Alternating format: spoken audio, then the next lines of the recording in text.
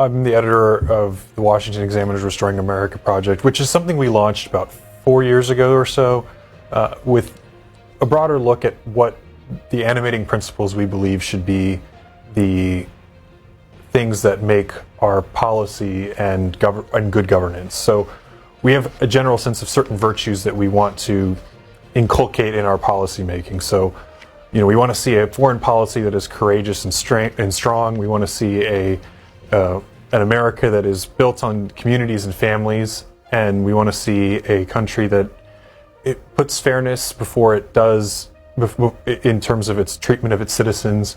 We want our country to be patriotic.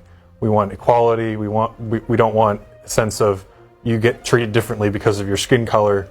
So that's generally the sense of, broadly speaking, what the project is. And in that, we don't necessarily have one particular voice, but we do represent, broadly speaking, a conservative perspective, and we want our conservative those are conservative principles that animate our perspectives on that. This is this is a commentary project, by and large, and so what we mostly do is we run op-eds and columns from various people across the conservative movement that, really use those principles to animate their... All right, let's get to your calls for Jeremiah Poff of the Washington Examiner. Alfredo is in Mountain View, California, on our line for Democrats. Good morning, Alfredo. Yes, good morning. Yeah, what President Trump is doing by urging the Texas governor to redraw the maps in Texas so that he can literally rig the election and throw countless legal voters out of the voting rolls. This is a banana republic type of politics. This is a man Trump, who defies the courts, defies the legal system. This man is not qualified to be a president. What are your thoughts about throwing out legal voters out of the voting rolls? And I take my answer off the air. Thank you. Well, I don't think that legal voters are being thrown off the voter rolls. I think that states are required to maintain their voter rolls, and a lot of them often don't, and sometimes have to be sued in order to make sure that they do. But no one who is eligible to vote is going to be turned away by any of this. What are your thoughts on the efforts of redistricting in Texas, as well as some of the calls to do the same in California and New York? Well, I think this has been a zero-sum game for some time. I think, even if you backtrack even to 2021, there was a redistricting war after the census. And so Republicans have in the past redistricted in the middle of the decade. They did so in Texas in, I think, 2003. So this is not really new. And Democrats redistricted in New York between the 2022 midterms and the 2024 election, and it helped them defeat a couple of Republican incumbents there as well. So my view is like every party's going to do it. They should, if they have the power to do it, they're going to do it. And I don't really think that there's a simple answer to it that doesn't raise other serious problems. Appearing with some of the Texas Democrats that are out of the state, holding back quorum in Texas. Several of them were in Chicago, Illinois, with Governor J.B. Pritzker, and highlighting the actions of Texas Republicans while also talking about the Voting Rights Act. And Governor Pritzker made these comments last Tuesday. They've decided that the only way to save themselves is to cheat, to change the rules in the middle of the game. And what do MAGA Republicans in Texas do when Donald Trump ignores, his oath of office and theirs, and when they're taking it upon themselves to thwart the will of the American people? Well, they say, when Donald Trump calls, they say, "Yes, sir. Right away, sir. Happy to lick your boot, sir." When Donald Trump says jump, Greg Abbott and Ken Paxton say, "How high?" They don't care that they're violating the Voting Rights Act and racially gerrymandering their state. Well, they're hoping they can rob the bank and get away before anyone notices.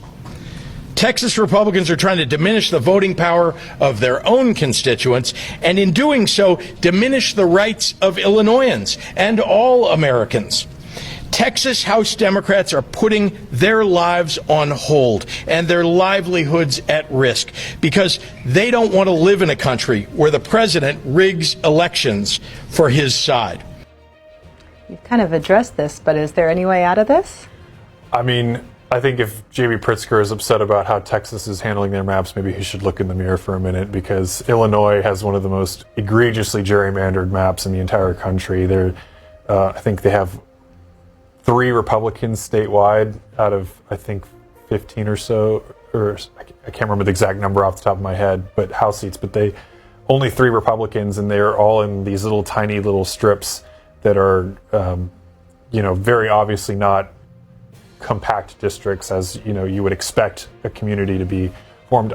I think in your earlier segment, your previous guest mentioned expanding the House. Maybe that is a viable option towards helping eliminate some of this, because one of the problems that you have is you have such large populations that are now compacted into congressional districts, and so oftentimes what you do through gerrymandering is you have people from one community kind of jammed into another community, and so they or connected in the district through another community, and they don't have a lot of similarity with those people. And so, Pritzker in Illinois, he's what he wants to do is make sure the Democrats have a chance to win the House. And Trump, is, in all honesty, what he's doing here is he's trying to prevent another impeachment, and because the minute the Democrats win the House, that's what they're going to do.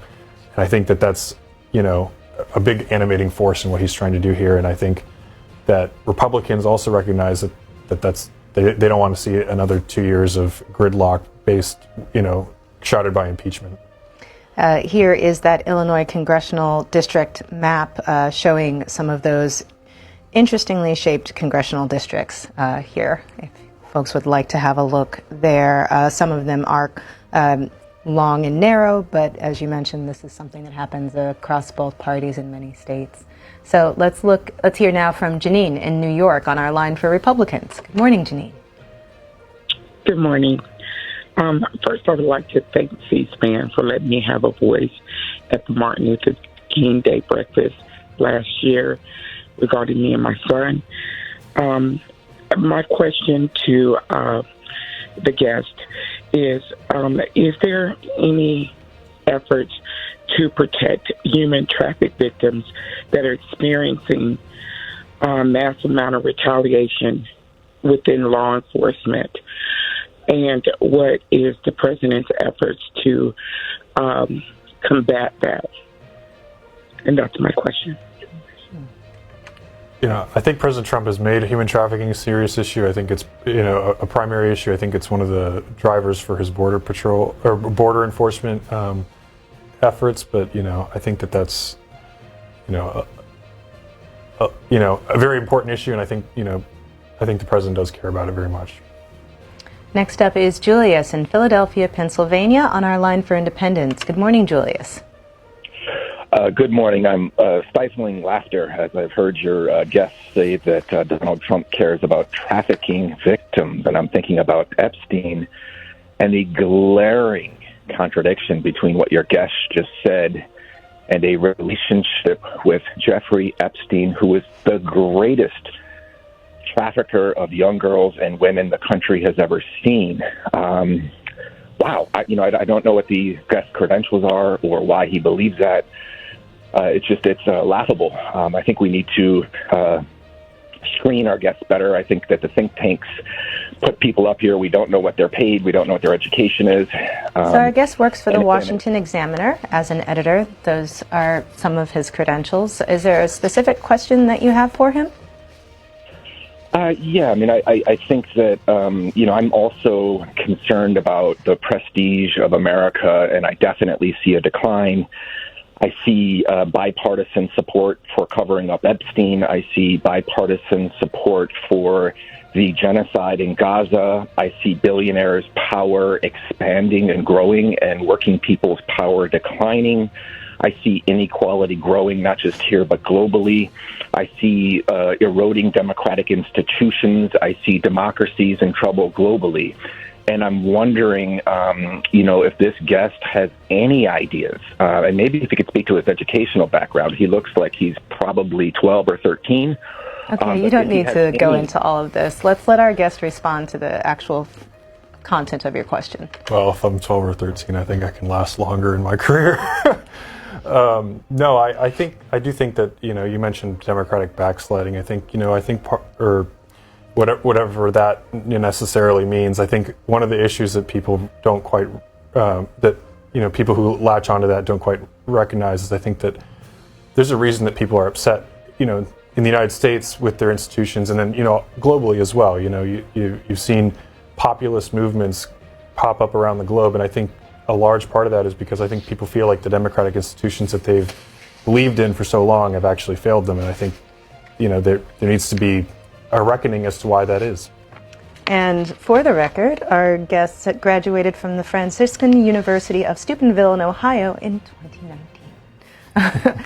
But to the question about President Trump's support for human trafficking victims, I want to read a little bit of an article from the 19th News that the Trump administration pulls back on work combating human trafficking, long a top GOP priority, and this is a story from July, that as Republicans reel from the fallout surrounding accused sex trafficker Jeffrey Epstein, advocates working on human trafficking issues say the administration has abandoned promises to prioritize the issue, pointing to a key office charged by Congress with coordinating the federal government's work against human trafficking was gutted, the latest in a string of cuts across different agencies to the government's work on an issue that Republicans have long hailed as a priority.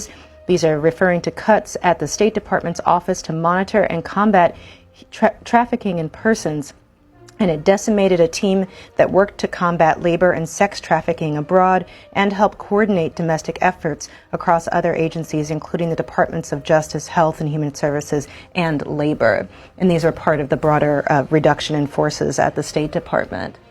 Well, I think that there's been, ever since Trump came into office, I think there's been an incorrect equivocation between cuts as a matter of money and policy versus importance. And I think that one of the key distinctions here is that just because you're cutting a program doesn't mean you don't think that the issue that program was addressing is important. And I think that one of the things the Trump administration has done is they're trying to streamline a lot of the way that the government is working. They've been working hard to, I think, eliminate some of the bloat. They've been looking at a lot of these programs and saying, okay, these programs have been in existence for 10, 20, 30, 50 years even. Are they giving the taxpayer a return on their investment? And I think that the Trump administration, I'd have to look more into that particular program to really give you to draw a real conclusion on that in particular. But I think it's worth noting that some of these programs haven't really been giving the return on investment that people have been expecting. A question we received from James in Alexandria via text message. Since the Washington Examiner aligns with the current administration, please ask Mr. Poff, when was America great for all people? That's a good question. I think that one of the things that people, that I think that in that sense that America has always been striving to be great, and I think that the promise of America has always been, a great one. And I think that what Trump tapped into is that the promise of America, that you can succeed if you work hard and you prioritize the important things in life of your family and your community. I think that was that you can succeed, that was the promise of America. I think people don't feel that that's been the case anymore, and I think that that's why Donald Trump was able to tap into that and make America great again, a slogan that people resonated with. And I think Ronald Reagan at one point used that slogan as well. Joe from Big Rapids, Michigan says, Donald Trump is not a true Republican. The Republican Party of Reagan and George Bush has turned a hard right towards authoritarianism, leading those who follow him to an uncertain future for the American experiment. This is a common criticism of the Trump administration. Your thoughts? Well, I think one of the things that people miss about, when they say like, oh, Donald Trump has pivoted away from the party of Reagan, is I think, Ronald Reagan was a president for a moment in time, right? 1980 to 1988. The challenges that the country faced at that time were very, very different than the ones that they're facing now. George W. Bush at the same time. And I think in a lot of ways, Trump is a repudiation of the Bush era Republican Party, because that Republican Party became much more, corporatized, technocratic, aligned with numerous special interests that we decry in Washington. One of the reasons that Trump is so unpopular with a segment of Republicans that were prominent during the Bush years is that he came in there and said, the Iraq, you guys made a mistake going into the Middle East over and over again. You guys, sold the country out through trade deals. These are all things that Trump made as a point because the people that were affected by these policies, were hurt. And I think that Trump, gave them a voice. And I think that's why he is, in that sense, he's the president for this time in the way that Reagan was the president for the time that he was. Eddie is in New York on our line for Republicans. Good morning, Eddie. Hi, I was just going to say, Tom Homan just announced the other day that so far they're up to 40,000 children that out of the 320,000 that Biden let into the sex traffic, they've already got 40,000 kids they already recovered. The FBI is doing a great job. Trump's doing a great job. And that's all I have to say. Eddie, I'm sorry, the beginning of your comment was a little unclear, and Eddie hung up, but I believe that he was talking about recovered children from sex trafficking operations. Yeah, I haven't looked into too much of it. I do think that the AG and the FBI have been making a priority there. I also think that one of the things that is still being worked on is all with the Biden administration let in so many people over the border through their immigration policies, that there were a lot of unaccompanied minors that basically were completely lost throughout the country, and there's a very real possibility a lot of them were trafficked. And I think that one of the things that is one of the priorities, I think, at the Department of Health and Human Services that they're trying to prioritize there. David is in California on our line for Independence. Good morning, David. Yes, dude. If the Democrats are in such disarray, how is it that they've managed to win 11 special elections so far this year? They're also going to win 2 governorships this year and a couple of congressional seats. Get real, man. Here's the problem. 9 million people couldn't vote for the girl. So to Americans, this is what you get. You couldn't hold your nose like Republicans do, and this is what we get. Some clown, some 79-year-old clown who wears a diaper, puts makeup on, and he's... What's your question for Jeremiah Poff, David? My question is, if the Democrats are in such disarray, how is it that they've won 7 special elections this year? All right, let's let Jeremiah respond. One of the curses of what that Trump has brought to the Democratic or to the Republican Party in a certain sense is that he made it a party of low propensity voters. And I think, Democrats always had typically the low propensity voters. They would do poorly in midterms and special elections, and then they would do well in presidential elections. Now that has flipped. The Republicans now are the ones who do poor in off-cycle elections, and Democrats do better in those elections because they have a more educated, a more engaged base. And I think that is really what explains a lot of the disparities between the special election. In Florida, I think in April, the Republicans, I think, underperformed by 15 to 20 points. And really, a lot of that can just be explained by the fact that Republicans just didn't show up because they're not really that engaged politically to show up in special elections. Greg in Claremont, California, has a question about our conversation regarding institutions of higher education. Your position is that the government shouldn't subsidize liberal education institutions. Is your view the same for conservative institutions? Better yet, aren't all higher education institutions inherently liberal? Well, I think that depends on what your definition of the term liberal is, but I think one of the, there are a number of conservative higher education institutions out there that have refused to take federal funding for years. Hillsdale College, most famously, Christendom College in Virginia. Those places are they by not taking federal money, they are kind of separated from the strings that are attached to that money. And I think Harvard learned the hard way that once you start taking money from the taxpayer, it comes with strings attached. And I think that's one of the things that I think liberals and the left have kind of didn't quite understand when they started subsidizing all these institutions. And I think it's better for an institution to not be tied to the taxpayer because it gives you more independence. It doesn't make you. It doesn't even give the appearance that you might be beholding to a certain viewpoint or interest group. And we say the same thing with politicians with donors, right? The X person gave so and so a whole bunch of money; they must be bought by them. It's I think a similar principle applies here when it comes to higher education. If you're going to take money from the taxpayer, you got to expect that the taxpayer is going to put strings to that money. Now, when you say that some of these universities don't take taxpayer money or federal funds, are you referring to just grants or also federal funds in the form of like Pell Grants that the students may be using? I don't believe it. I might be wrong about this, but I'm pretty sure that even like Hillsdale and those institutions, they don't take federal fund. FAFSA doesn't do you any good at those institutions, and I think that's how, like, once you start taking money from that pot, like, there are numerous strings attached, whether it's Title IX enforcement in the way that, the Biden administration was doing it, which raised issues with religious institutions and others, and, now with the race-based admissions, for liberal institutions, I think, you pay a little bit of a price if you take money from the government. Carl is in Norwich, New York, on our line for Democrats. Good morning, Carl. Good morning. My question has to do with the immigration policy. It seems like the administration is going to great lengths to deport, they want to deport 1 million people a year. My feeling is that the country would be better served if we had a smarter policy allowing to allow immigrants to become citizens.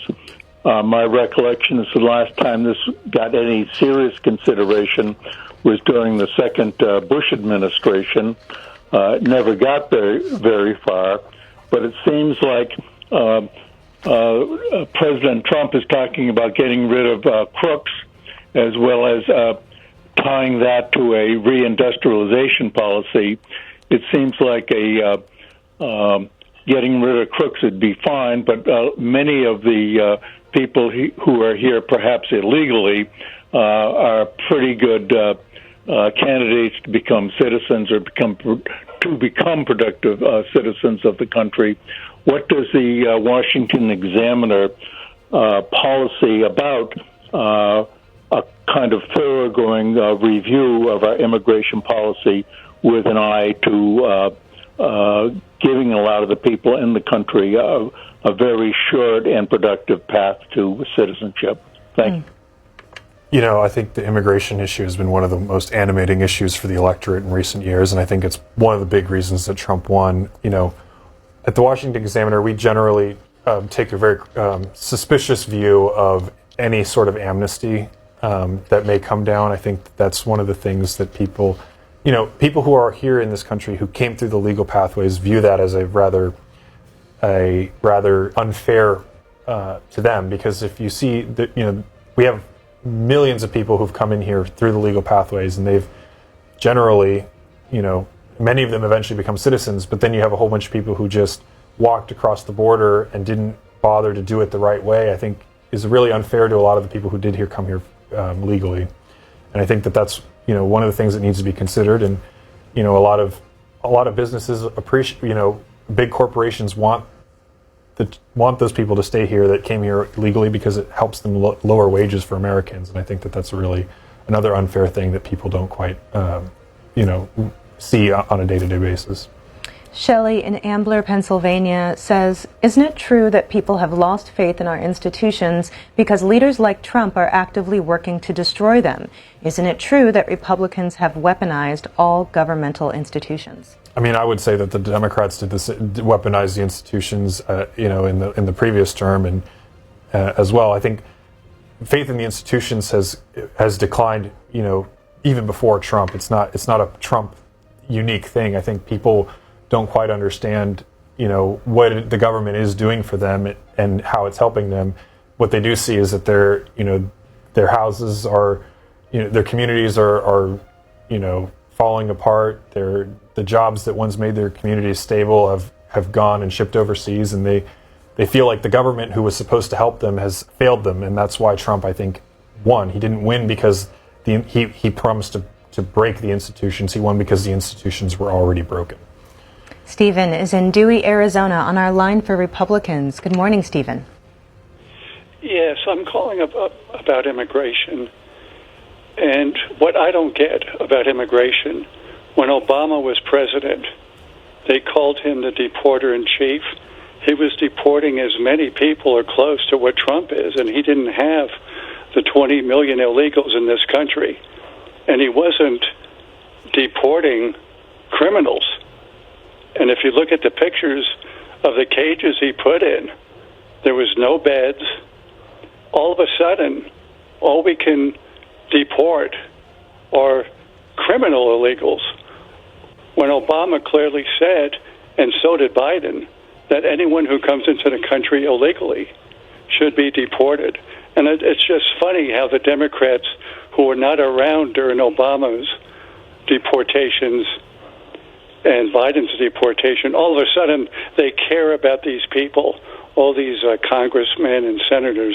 It amazes me that all of a sudden they only have to be criminals and they have their right in court. When Obama deported them, they didn't have any rights either, because when you break the law, come in the country illegally. And it's just funny how that's changed in the last 2-3 years. Yeah, I think one of the things that the Democrats are going to have to figure out if they're ever going to, if they're going to be able to right the ship after 2024, is that they need to come to terms with the fact that the American people didn't really appreciate the immigration regime of the Biden years, and so they went way to the other direction. And some of them have. There were a number of Democrats that voted for the Lake and Riley Act at the beginning of the year, but the immigration regime of Obama is far afield from what the Democrat Party is talking about now, and I think that's a really good point. Rick is in Atlanta, Georgia, on our line for Independence. Good morning, Rick. Yeah, I guess the question I have for your guest is, how in the world, how do you do this? How do you twist yourself into a pretzel trying to explain away this guy in the White House? From January 6th, from having people in mass come up against people and trying to take them off the street. If that happened to you and your family, wouldn't you be concerned about something like that? My father was an Army Air Corps World War II bomber pilot. My brother, a Marine. My wife's father, U.S. Navy. I was a Navy fighter pilot. I used to vote Republican, but your party has lost their minds. How do you twist yourself into a pretzel with this guy who's a grifter? You talk about elitism. He's got a mansion in Florida. He's got a guy who's the most richest person in the world in there Rick, destroying the government. Just about out of time for this segment. I think we understand your point. I want to let Jeremiah respond.